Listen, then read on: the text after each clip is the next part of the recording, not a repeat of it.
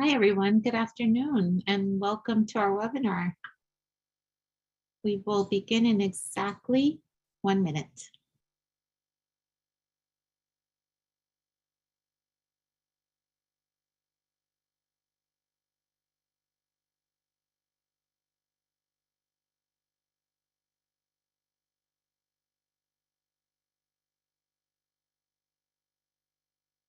So again, everyone, good afternoon and welcome. Next slide, please. So welcome to today's webinar, Flourishing at Work webinar series. This is session 4 on healthy positivity. This webinar is sponsored by the Northeast and Caribbean Mental Health Technology Transfer Center, or MHTTC, and we're housed at Rutgers in the School of Health Professions in the Department of Psychiatric Rehabilitation and Counseling Professions. My name is Katia Rivera, and I'm the project coordinator of the center, and will be introducing our center as well as our speaker for today. Next slide, please. The MHTTC is funded by SAMHSA, the Substance Abuse and Mental Health Services Administration, to enhance the capacity of the behavioral health and other related workforces to deliver evidence-based and empirically supported practices to individuals with mental illnesses. Please visit the MHTTC Network website for additional information at mhttcnetwork.org. Next slide, please.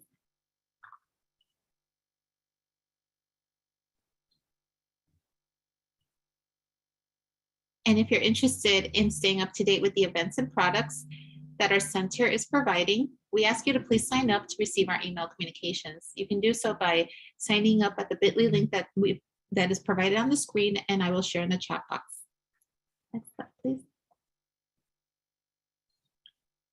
Following this webinar, you'll be asked to complete a brief survey. We value this feedback and use it to improve our activities and inform our future activities. These surveys are also important because our continued funding is linked to the completion of these surveys. So we thank you in advance for your participation. Next slide, please. We also would like to let you know that this webinar is being recorded and will be posted on our website, along with the PowerPoint presentation in the next couple of days. Next slide, please. This presentation was prepared for the Northeast and Caribbean Mental Health Technology Transfer Center under a cooperative agreement from the Substance Abuse and Mental Health Services Administration, or SAMHSA. All material appearing in this presentation, except that taken directly from copyrighted sources, is in the public domain and may be reproduced or copied without permission from SAMHSA or the authors. Citation of the source is appreciated. Please do not distribute or reproduce this presentation for a fee without specific written authorization from the Northeast and Caribbean Mental Health Technology Transfer Center. At the time of this presentation, Marian Delphin Rittman served as Acting Assistant Secretary for Mental Health and Substance Use at SAMHSA. The opinions expressed herein are the views of the speakers and do not reflect the official position of the Department of Health and Human Services, or SAMHSA. No official support or endorsement of DHHS SAMHSA for the opinions described in this presentation is intended or should be inferred. Slide, please. We encourage you to interact with our presenters during the webinar by using the chat feature. Please post any comments or questions you have in the chat, and I will collect your questions as we go and ask them of the presenter during the Q&A time toward the end of the presentation. During this webinar, our presenter may pose questions to you, so please use the chat feature to answer them.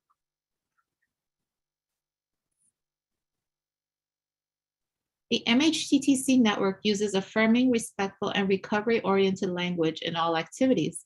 This includes language that is strength-based and hopeful, inclusive and accepting of diverse cultures, genders, perspectives, and experiences, healing-centered and trauma-responsive, language that invites individuals to participate in their own journeys, language that is person-first and free of labels, non-judgmental and avoids assumptions, and language that is respectful, clear, and understandable and consistent with our actions, policies, and products.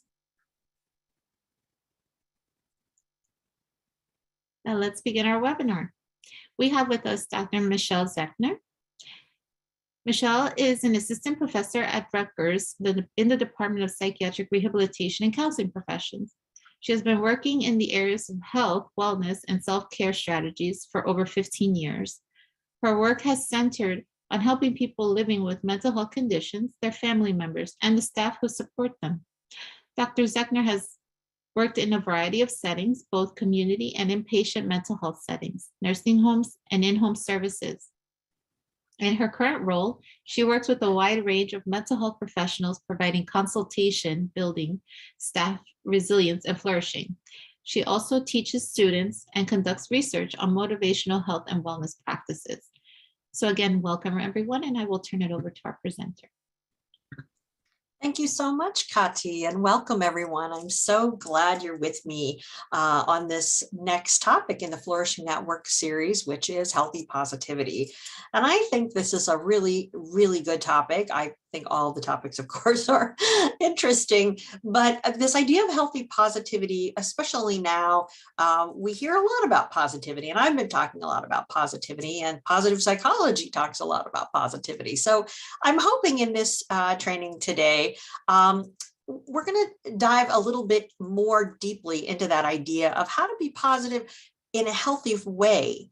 Positivity can sometimes be divisive, sometimes making people happy to hear more, which I hope you'll be happy to hear more. And sometimes it can also make us feel guilty that we don't or can't feel optimistic in the moment. Today, I'm hoping we can have a balanced discussion about positivity, such as going through the moments when positive thinking can be helpful, when it's going to make a difference for us and the people we support. Also, I want to get into some of the benefits identified by research to moving towards a more positive approach in life. These are helpful to be aware of so that we can take actions and make choices if we decide we want more positivity in our lives. We'll also be talking about some communication strategies that support positivity in a healthy way for ourselves and when we're talking to other people, so we can be authentic and supportive, but not overly cheerful. Lastly, we're going to talk about when positivity might be most useful for us in our lives at work or at home. So I wanted to start out with the idea of positive thinking and what does that actually mean? Positive thinking in general, and this is kind of where we're going to start out from this definition thinking today, is that you try to navigate difficulties of life in a more productive way, that you try to focus on good things that might happen as opposed to the worst possible things. It doesn't mean that you ignore difficulties or challenging situations. You just see your coping skills, your faith, your supports, your strengths, your actions to try to find some level of hope and forward movement in a situation. One way we can influence positivity in our lives is through how we talk to ourselves, or that endless stream of thoughts going on all the time inside of us. These automatic thoughts can be positive or negative. Sometimes our responses are from reason and logic, kind of like Data in Star Trek. But other times our thoughts are based on expectations that we have of ourselves or others people have of us, or fears. And sometimes it's even based on our past experiences. And sometimes our past experiences make it really challenging to have positive thinking or healthy positivity, such as experiencing trauma, microaggression, or losses. Our histories are with us wherever we go. But we can make choices about how we want to move forward in life, despite our experiences, despite our challenges in the current moment. We can control our reactions and try to plant seeds of hope throughout our life with the small steps, baby steps towards positive thinking, which we're going to talk a little bit more about. So here's that glass of water, right? The old adage is, if you see it half empty, then you're a pessimist. And if you see it half full, then you're an optimist. Well, I think that's kind of simplistic, right? You might see this water, and like me, I see this and I think, wow, that's a half a glass of water. Where's the other half? Then I might be really thirsty and decide, what the heck, even though it's half full, I'm awfully glad it's sitting here. I think I'll take a sip. So I'm encouraging us to consider how we might approach a situation in a more balanced way. So let's think about something that faces many of us each day: traffic. If we start to experience that slowdown on the highway or in the streets, we can get frustrated, or at least I know that's my first reaction. It's like, oh, great, here we are sitting in traffic, and feel like this is yet another annoying thing that is making my day a little more difficult. But I could remind myself, and I do sometimes, that traffic's out of my control. And this slowdown gives me a chance to catch up on my favorite podcast or time to reflect on what's happened in this day. Positive emotions don't just make us feel good, they can transform our minds, our bodies, and our ability to bounce back from hard times. Positive thinking and emotions can also help us to be our best selves with more cheerfulness, better energy, lower anxiety, and more satisfaction with health and overall life. So there's a lot of research, and I imagine you have done your own research in your life and you know the benefits of positive thinking, but let's go over some of those. Negative thinking actually leads to depression or feelings of hopelessness or worthlessness. The research on positive thinking and emotions suggests that people who are more positive may be better protected against inflammatory damage of stress, which leads to better health outcomes like improved cardiovascular health or better management of diabetes. One study actually showed that people who kind of maintain that positive outlook have reduced likelihoods of a heart attack despite having cardiac risk factors. So I think about optimism versus pessimism and positive thinking as a learned activity, because not all of us are born optimistic, which we'll get into in a moment. But positive thinking can help us appreciate our lives, use our strengths, and feel more resilient, which is correlated to a better sense of overall well-being in life. And that impacts how we feel every day and in the bigger picture of our lives. So also, positive thinking is really interconnected with so many different areas of our life. Think about, I'm going to start with the concept of spirituality. Think about how that connects with positive thoughts and healthy positivity for you. Or think about your physical health or emotional health, or even your social connections and how those kind of work in tandem together, so that if you're feeling positive in one area, it might influence the other. So if you're feeling positive about your physical health, that might actually influence your emotional health, right? And it really is kind of like it spills over in other areas. And I was thinking about examples of this, and I was thinking about a friend of mine who was having a really rough patch in their marriage. They separated from their spouse, and all signs pointed toward divorce. At the same time, my friend was miserable at work, so miserable, they added layers of negativity to work. One time, this coworker revealed that their password was, "I hate this program." I said, oh my goodness. As time went by, they began counseling with their partner, reconnected, and decided to stay in the marriage and working on making positive comments about their partner every day. What was really interesting, though, is that started happening at work too. Slowly, my friend also got more positive about work and found some things that they enjoyed about the work that they were doing and appeared more interested and invested in the work. So there is this kind of interconnection, and you may have experienced that in your own life as well. There's research that also indicates positivity and optimism are related to a longer life. And the theory behind that is that hope and positivity help people make better health and life decisions and focus more on long-term goals for self-care, which can lead to improved physical health. It's also been identified that stress and negative emotions are linked to a weakened immune system and response. So some of the other benefits of positive emotions, they predict higher quality of relationships and better work performance. So I'm sort of curious, I want to engage you all for a moment. If we could have poll one, oh, can I do that maybe? Thank you. Kati's magic behind the scenes. Can you see that? Kati, can you let me know, or can someone in the chat let me know if can you see the poll? Yes, the poll has been launched. Thank you, Kati. I'm sorry about that. All right. So think about positive thinking and how you imagine that it helps you. And I'm a big proponent of multidimensional wellness.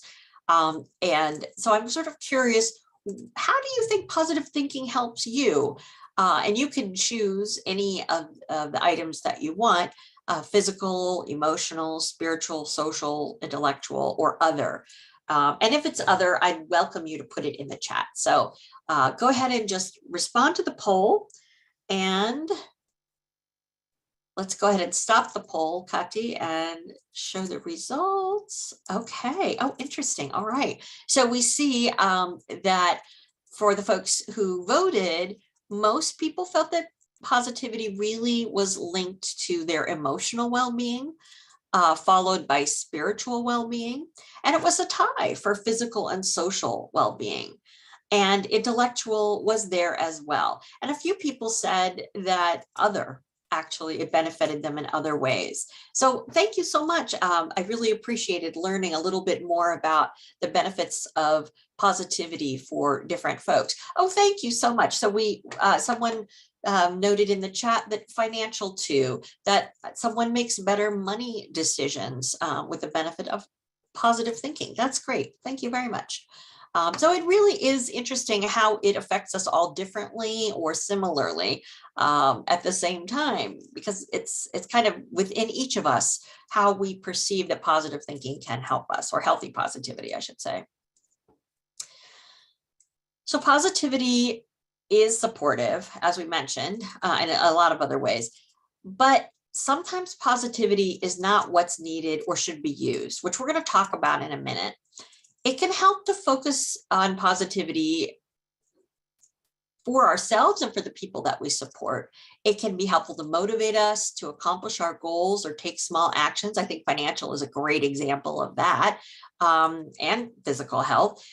Positivity also gives us opportunities to explore or use our own individual gifts and strengths. Consider for a moment your strengths. How might you use those strengths to support positivity in some small way? Can you remind yourself that one of your best character strengths is perseverance, for example, and remind yourself that you have overcome many challenges in the past simply by showing up? Or if your character strength is compassion, to remind yourself that you are a compassionate person and have some self-compassion for yourself, right? We often talk about that, turning the compassion towards ourselves as helping professionals. I wanted to sort of give you an example of something that happened this week. One of my students met with me recently to update on me on their progress of how things were going. And at the beginning of the meeting, they immediately said, I have nothing to report. I didn't do anything. Like, oh my goodness. Hello. It's nice to see you too. Then that person shared that their beloved pet had crossed the Rainbow Bridge. And we talked about it for a while, and the student, told me about their pet and how hard it was to say goodbye. And then I asked them if they were being self-compassionate about losing their pet and not accomplishing what they had hoped. That simple flip, it was an interesting question. The student let out a big sigh, sat back in their chair, and I could see them saying, yeah, I got to have compassion for myself. So it is really important to put that idea of compassion into our thinking when we're thinking about healthy positivity, because that's an easy win for many of us helping professionals. We're so compassionate to the people that we support, right? But we're not always very compassionate to ourselves. And this is a message I'm going to kind of bang the drum on because I feel passionate about it. And so let's think about this. People can remind us of our strengths, right? And sometimes we can remind ourselves of the strengths that we have all the time. And it's just as powerful to sort of use those strengths and feel them. And that's a type of positivity, remembering that you're worthwhile and deserving of a break. But interrupting these harsh thoughts that sometimes we can have about ourselves, we're interjecting something slightly more positive and real. And the interesting thing about positivity, even in small doses, we're not talking about fireworks and pom-poms and cheers, can help us overcome discouragement or feelings of helplessness and offer us hope when we need it. Building hope is really, really invaluable for us as helping professionals. We can get sucked into the experiences of the people that we help, or worn down by tough situations at work, or react just to what's going on in our own lives. By talking to ourselves in a hopeful way, you could shift your thinking just slightly, which can maybe make us feel slightly more hopeful. Positivity helps creativity flourish. I know that when I'm working on a project and I start to get frustrated and I've got that stinking thinking, as my friend George says, I have a harder and harder time getting out of that hole. Creative thinking can give me a new way of approaching challenges and overcoming difficulties. So give yourself that positive affirmation, acknowledging your passion and creativity for your work, because that can give you a little boost in your mood and help you break out those amazing problem-solving skills, which I know that everyone here has. Lastly, positive thinking is correlated to feeling happier in general. Some researchers, like Barbara Fredrickson, which I'm going to talk more about in a moment, suggest that it might be healthier to consider small actions that can increase positivity in the moment, rather than focusing on the bigger goal of be positive or be happy. So let's talk about now how much positivity is actually recommended to make a difference in our lives. This is like a prescription for positivity, which I didn't even know existed. So I love learning this stuff. It really makes me interested and engaged, and I hope it is interesting to you too. Some of the research that's been done has studied how much positivity we actually need to tip the balance in our lives, to make a difference. So Dr. Fredrickson and her colleagues suggested that to flourish and thrive and reap significant benefit from positivity, there has to be a ratio of 3-to-1. So that is 3 positive thoughts or events to 1 negative thought or event, to increase the likelihood that you will flourish. She also found in her research that most of us typically have a 2-to-1 ratio of 2 sort of positive things to 1 negative thing, and that goes lower for people experiencing depression. So there's this really interesting phenomenon in the brain, and we may have talked about it in other webinars, but this idea of neuroplasticity, right? Of how we can actually change our brain through some of our thoughts. Dr. Rick Hansen, another positive researcher, some positive psychology researcher who studies flourishing, talks about this, and maybe some of you read this book, that our brain is like Teflon for positive thoughts, right? So that means like bounces off, right? And it's Velcro for the negative ones.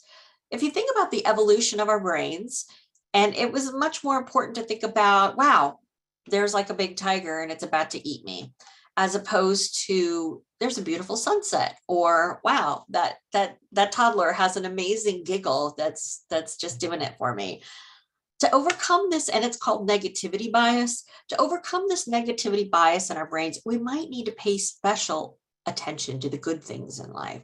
So in positive psychology, it's often called savoring, or really focusing in on the individual moments that bring you peace, contentment, and joy each day. And it may not be the big peace, contentment, and joy. It may be, wow, it's quiet at the dinner table, or wow, I made it home and there were no slowdowns on the highway. Sometimes it's that literal. If we practice good finding each day, we're more likely to make those things stick, increase our overall positivity, and shape our brain to be more aware of positive events. And I'm just looking at the chat for a moment. It's so easy to give that super positive stuff to others, but it's awesome when we give that same energy to ourselves. Absolutely.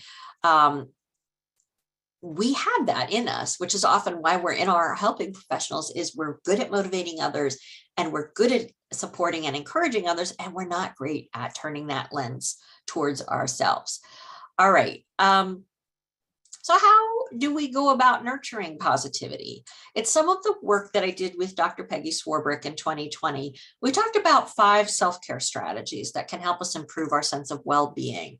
These included pausing, breathing, move, nourish, and sleep.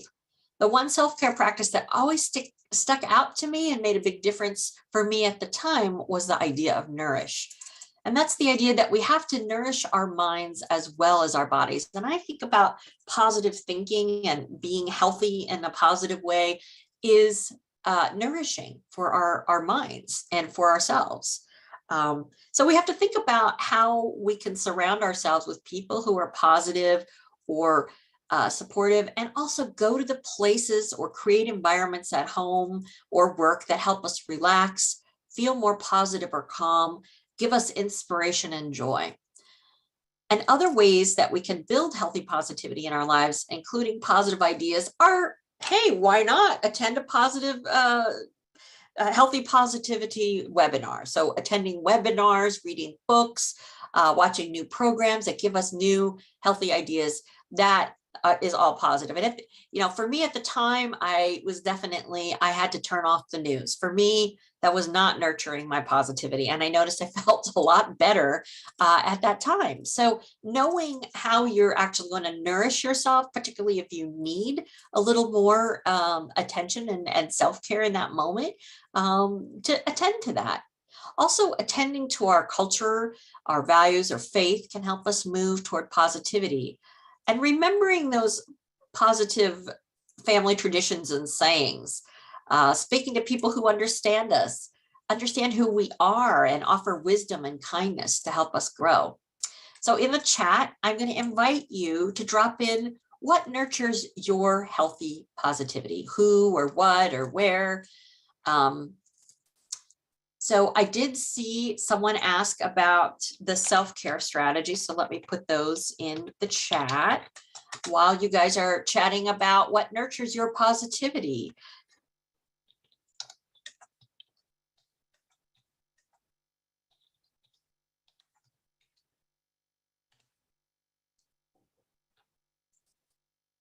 So I see someone put in nature. Absolutely. So for me, when I'm around trees, I immediately feel better, and it puts perspective in it for me. And some people are saying church and prayer. Absolutely. Sort of reminding us of our spirituality and our faith and mindfulness.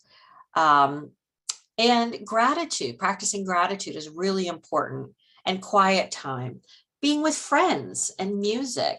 I really thank you so much, everybody, for sharing some of the ways that you nurture your positivity, because it's good to remind ourselves often and practice those things.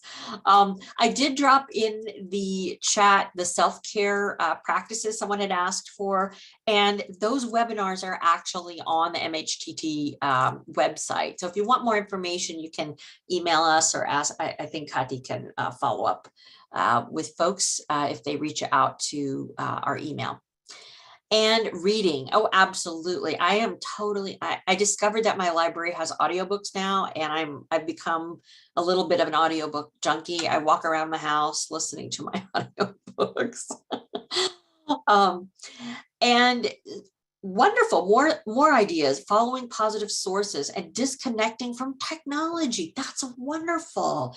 Yeah, technology, there's some great literature on the use of technology and positivity. And what some of that research has suggested is that positivity can be generated from technology only when it's interactive, like when we're actually talking to someone on Zoom or when we're sharing ideas in chat. But when we're passive, when we're the recipient, I am like the worst, TikTok cat video person ever. That may be distracting, but it doesn't nurture me. It doesn't build my positivity. So finding things that are more interactive online can be helpful, or encouraging yourself to disconnect a little while. Finding reasons to laugh.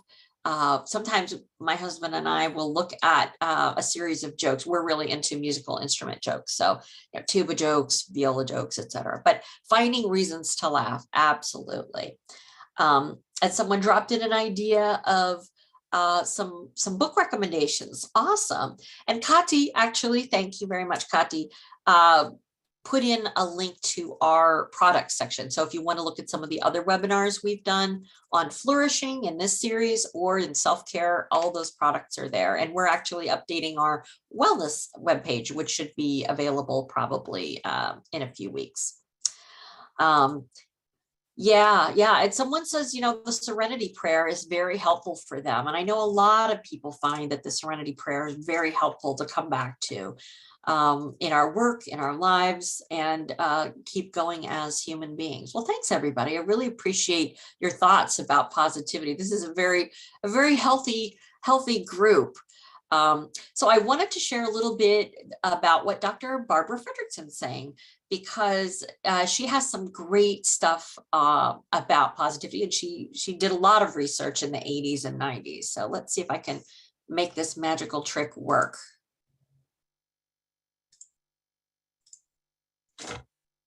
Oh, I was very excited that I was going to have everyone watch a video. It was going to be great.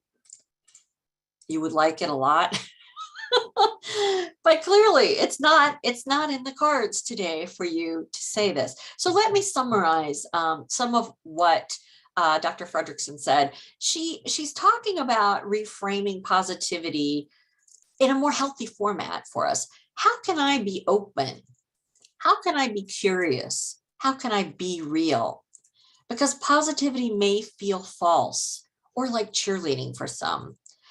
She also made some suggestions in this quick video. It's like a 2-minute video. And if you get the slides, you'll be able to watch it on your own.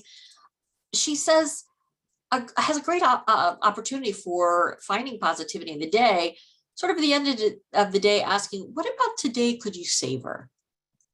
If you think back on your day so far, today, right now, I'm asking you, what's happened up to this moment that felt good?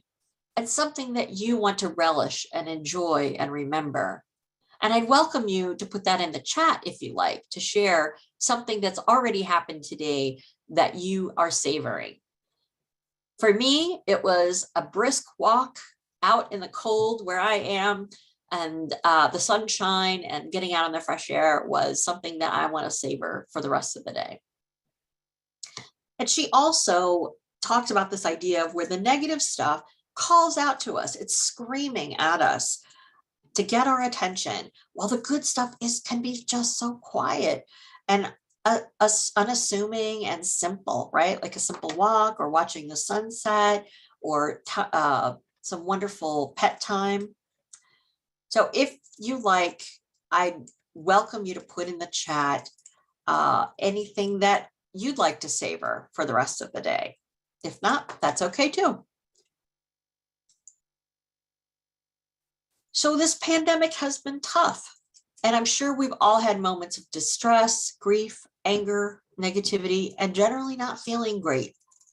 It's vital for our own well-being that we feel what we feel. That's what we tell in mental health. We often say that to the people that we support. We're like, you got to feel what you feel, right? Feel your feelings. But when we aren't at our best, it can be really helpful to give ourselves permission to rest, to acknowledge whatever difficult feeling you've got going on or whatever situation is. Talk to somebody who cares about you, or write down your thoughts to reduce the strength of those difficult emotions, or go for a walk if you're a walker, or run or basketball.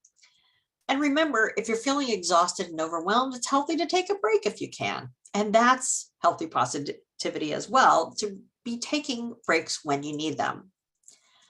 What's interesting is the research really suggests if you make your motto be positive, that can actually backfire. It can lead to kind of this idea of a toxic insincerity, right? I'll be positive. That's really damaging to our own bodies, to our own cardiovascular system, because we're denying how we feel and what's going on in our lives. It's toxic for our relationships with other people. I think we all know that person who's trying to pump too much sunshine into our lives, or carries invisible pom-poms, ready to break into a positive cheer at the drop of a hat. Okay, I admit I'm in recovery from being that person. I'm learning. We all learn and grow, right? All of that to say, it's really okay not to be okay, and to share that with people closest to us.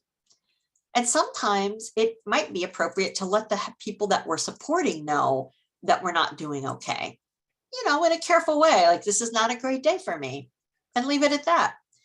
You might even sort of explore that a little bit more, not to make people feel responsible for making you feel better, but to model that idea of authenticity and to be real and honest with people.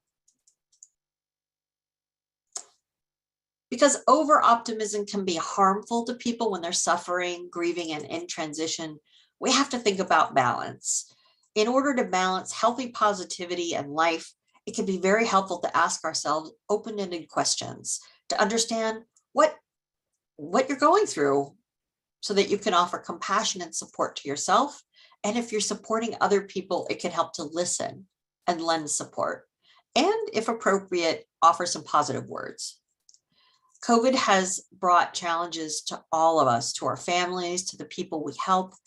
People experience crises such as unemployment, loss of housing and healthcare, illness, hospitalization, experiences of violence, discrimination, and victimization, and the devastating loss of family and friends. These are hard times, and we're all navigating incredibly challenging experiences. So being too optimistic and focused only on the positives in these times, it's just not appropriate. In these experiences of difficulty, it isn't helpful to encourage people to look on the bright side or to think positively, sort of in a global way. In these situations, people most often need someone to listen to what they're actually saying and help validate their emotions. Helping people feel normal for whatever they're feeling during these times is a way to be a support. And of course, the same is true for ourselves. When we're grieving or in crisis, expecting ourselves to be positive all the time or stay optimistic, it's not helpful and it's not healthy. We want to engage with ourselves and others with authenticity. Being true and honest really goes a long way.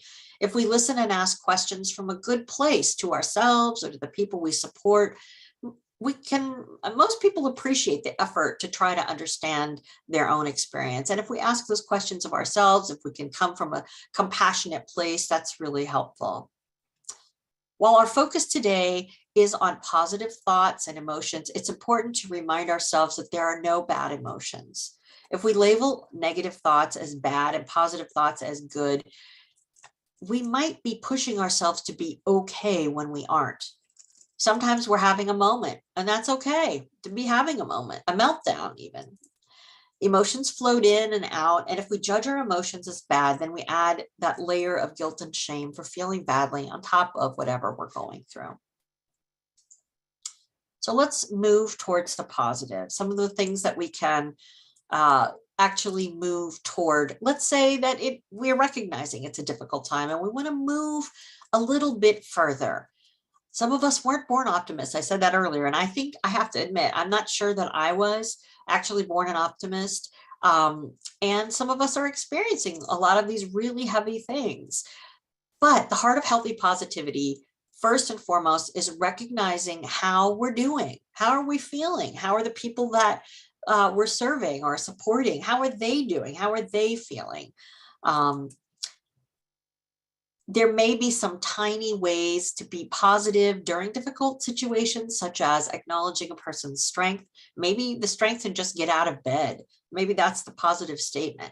Or maybe there isn't a positive, healthy positivity that we can offer a person in a difficult situation, and that's okay. We can't really cover up how we're feeling or pretend we're happy when we aren't, because that is very damaging. I really encourage this idea of pausing and breathing, just a simple and a check-in. How am I doing? How am I doing right at this moment? It doesn't have to be 30 minutes in a dark room, unless you want it to be. That's good too. It can literally be that breath you take as you get out of the car and walk into your office. It can also be helpful to remember your strengths, know what you're good at, and remind yourself of that, and think about how those strengths can actually keep you feeling just a slightly bit more positive than you may have felt a moment before. And lastly, building healthy positivity in our lives is not an all or nothing approach. It's really about those small daily actions of noticing the good all around us and trying to lean into it, try to just sort of tap into that. And some of those daily actions can be an inspirational calendar. It could be celebrating the success of someone in your life, or a daily dose of pet therapy in my case, or silly texts to a friend's. Sometimes it could just be that self-compassion that we were talking about. The point is that these actions are purposeful, but they aren't life altering. But when we add them all up, if we're doing 3 little things for ourselves each day, when we aren't necessarily feeling it, we're actually moving ourselves towards more resilience and more flourishing. Lastly, when we're not feeling positive, but we're trying to be in a healthy state, we can consider like how we react to a situation. Things happen and we're not always able to influence that, but we can definitely influence what we do as a result of that difficult experience. You know, get going for a walk, removing ourselves, having a good cry, calling a friend, watching a cat video or dogs. Dog videos are good too, or goats. I'm kind of, any animals. For me, it always lifts my spirits a little bit. So another way to move towards this idea of healthy positivity is to consider ways to reframe your thinking. And I feel like many of us know these things and we're not always great at applying them to ourselves. The simple act of noticing our thoughts and gently doing a course correct if we notice that something's negative. So we might just like take a little left turn. So the Mayo Clinic has a great chart. And they've developed this list of examples of how to turn negative self-talk into something more positive. I kind of like, I'll give it another try, because I am really a perfectionist, and maybe many of you are as well. But if I feel like I'm not going to get better at something, I'm not necessarily going to try or to continue to make an effort. But I need to try, right? Try. Does that even make any sense? So there are some negative talk examples in the left-hand column and some examples in the right-hand column to sort of see how that might look differently for other folks. Oh, and I see some great chat comments as well. Someone is writing handwritten thank you notes to colleagues. That is wonderful. Wow, that is really great that someone in the group is writing thank you notes to their colleagues. And actually, I had a supervisor who did that, who wrote a thank you, a gratitude note at the end of the year to each of the members of the team, which felt wonderful to receive. And that's really powerful. So that's a great shift as well. So these are some ideas of things that people can say to sort of just, you notice these positive self-talks aren't actually that positive. It isn't like, oh, wow, this isn't like, you could do this, go team, all right, yay. These positive thoughts are modest, small, they're cautiously optimistic, I would say. So these are ways that we can reframe our thinking just slightly, because we're humans and humans are tricky. And when we work to build our sense of hope, optimism for the future, and resilience, we have to be sure to be gentle with ourselves and with other people in order to make these subtle shifts and changes. Because you've probably been, I don't want to say the victim, but you've probably experienced those overly unauthentic folks who are like, you can do it, it's great, you're gonna go team. That doesn't feel like it's actually connecting to me as a person when I hear that, and yet it's very easy to fall into that. Could we have poll number 2, please? So at this stage, we need another poll. So when you look at these positive self-talk phrases, which one might feel more inspiring to you? So just take a moment, look at the list. Which are the ones that feel like, you know what, this one might be something I could try? I gave you my example of, I'll give it another try. That's definitely with my, perfectionism that pushes me. I have a hard time with trying and keeping going forward. So let's see, Kati, can you close the poll now and we'll see what we have? It's a new opportunity. Yeah, that's a great one. So most people found that to be most sort of inspiring. It's a new opportunity to learn something, or I'll tackle it from a different angle. Absolutely. Let's take a chance. Very good. All right. Well, thank you so much, everybody. Just trying to give some other ideas about how to think about healthy positivity. And then sometimes we've got these challenges that we experience, and they're healthier and, you know, a little more sort of on the surface ways to think about challenges. Thinking, you know, that think positive. There's so many signs, t-shirts, etc. And as we've talked about, it's so situational. It depends on what's happening in a person's life, including our own. So it might need to be that we need to know what's going on for ourselves and for the people we support. And then sometimes pushing ourselves. I don't know, in the helping professions, I know we push each other really hard, and sometimes we push ourselves super hard. But sometimes it's okay to ask for help and just take it one moment at a time, or say the serenity prayer, as someone mentioned.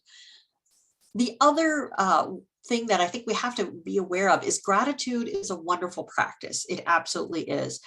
And there are times that folks saying be grateful for what you have is not all that helpful.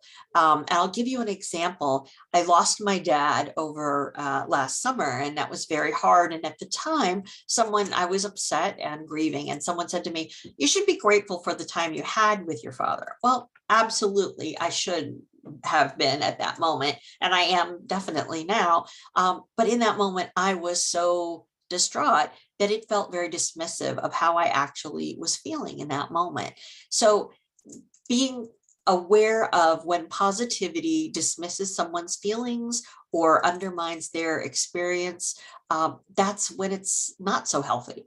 So, and I know we are all aiming for flourishing and aiming for healthy positivity in our own lives. So let's talk about this idea of healthy positivity at work for a moment. How can we use these concepts for our work life?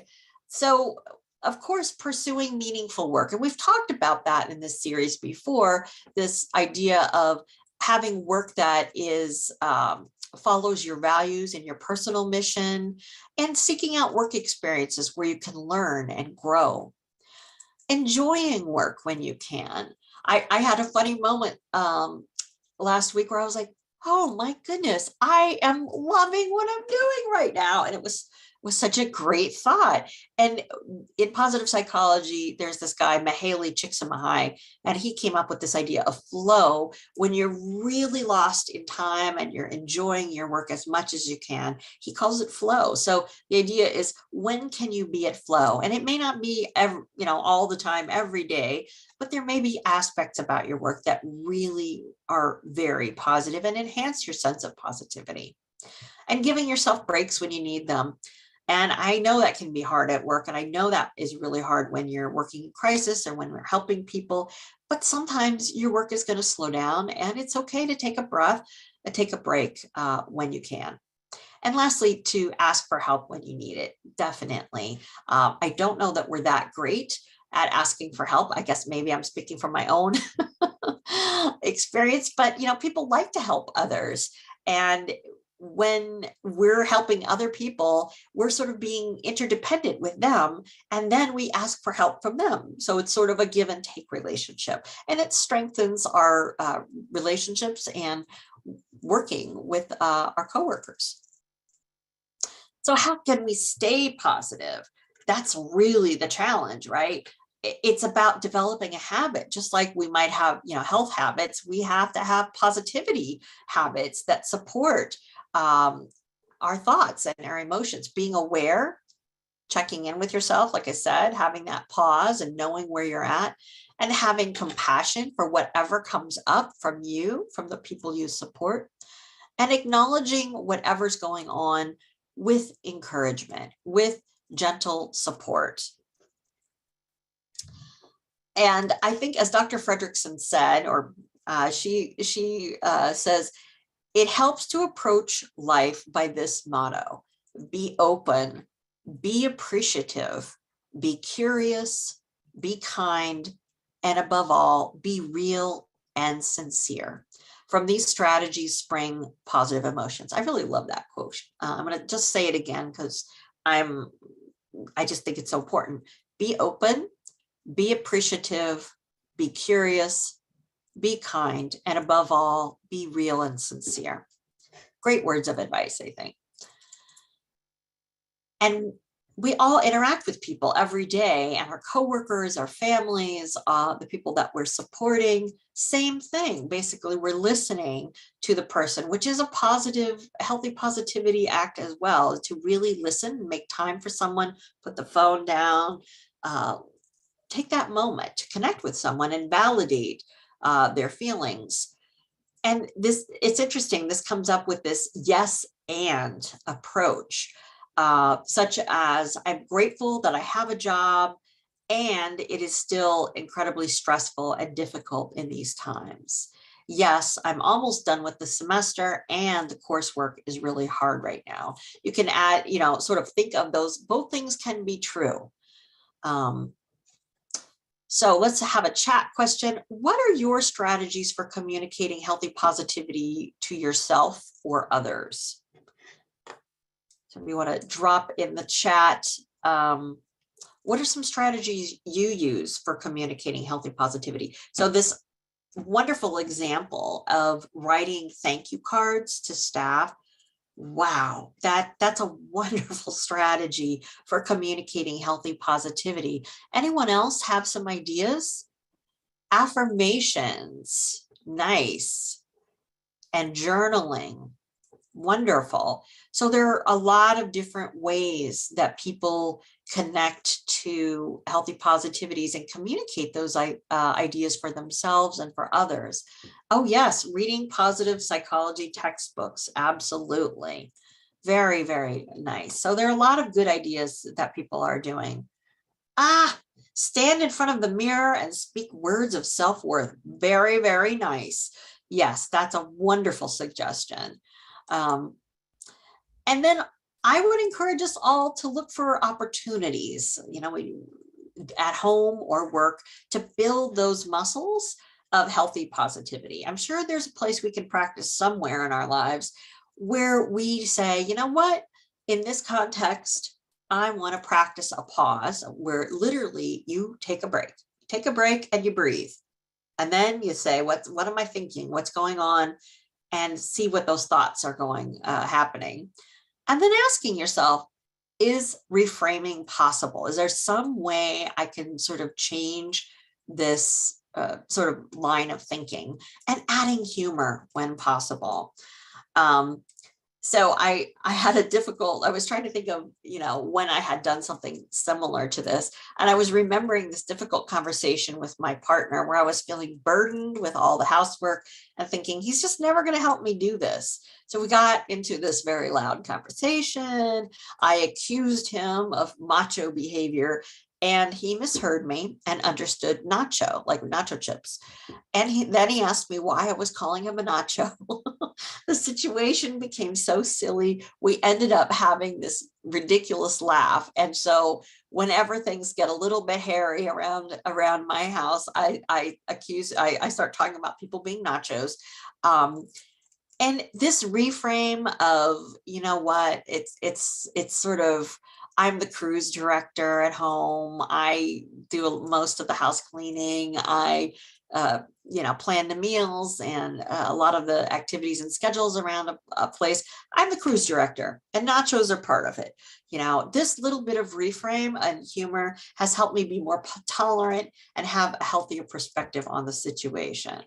So think about where you might try just a little tiny moment of reframe for yourself and adding some humor. And someone's recommending the International Positive Psychology Association. Oh, that's really interesting. Yeah, I'll have to check that out. thank you for sharing these wonderful resources. So you all have some great things you're doing. I've seen them in the chat. Here's some additional suggestions, ideas: smiling more, gratitude, reframing, get outside, savoring. But I want to tell you a story that you've probably heard before, but I think it really captures this essence of healthy positivity. So it's grandfather tells a story from an Indigenous American frame, we think. Nobody really knows where this actually came from. So one evening, a grandfather tells his grandson that inside all people, a battle goes on between two wolves. One wolf is negativity, anger, sadness, stress, contempt, disgust, fear, embarrassment, guilt, shame, and hate. The other is positivity, joy, gratitude, serenity, interest, hope, pride, amusement, inspiration, awe, and above all, love. The grandson thinks about this for a moment and asks his grandfather, well, which wolf wins? The grandfather replies, the one you feed.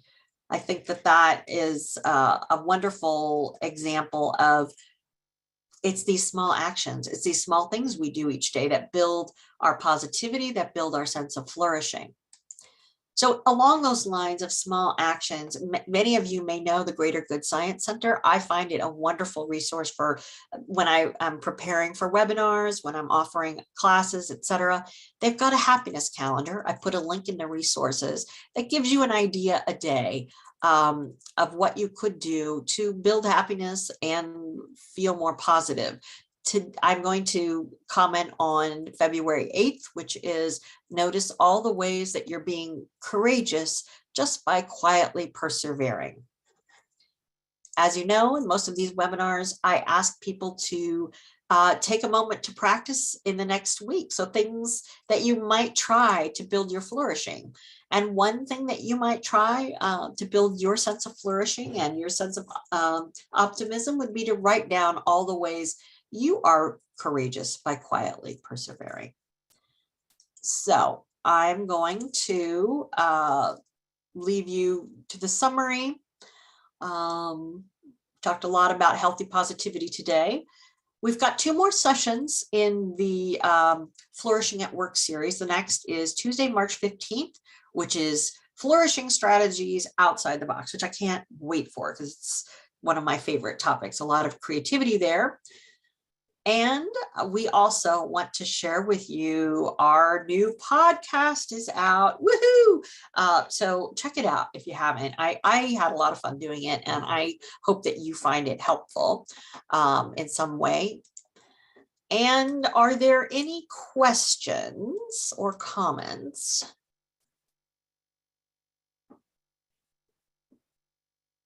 Oh, Happiness Lab podcast. Oh, nice. And a free course from Yale. Yeah, there's also stuff on Coursera. Yes, really interesting stuff. I also really like 10% Happier. I find that really interesting as well. And there's some other great podcasts out there. The Greater Good Science Center actually has a podcast as well. So I really appreciate it. It sounds like all of the participants today, you're doing awesome work. Thank you. Remember to make time for yourselves and for self-care. You're worth it. Yeah, Harvard has a great flourishing program. Absolutely. There's a guy named Vander Wheely, I think his name. I hope everyone has a great day. Really appreciate your participation and thoughts. You've added a lot of richness to this webinar, and I hope that people have a good week and find some ways to optimize and have some healthy positivity in your life. You've got some references. If you have some questions, feel free to drop them in the chat. We've got another minute or so.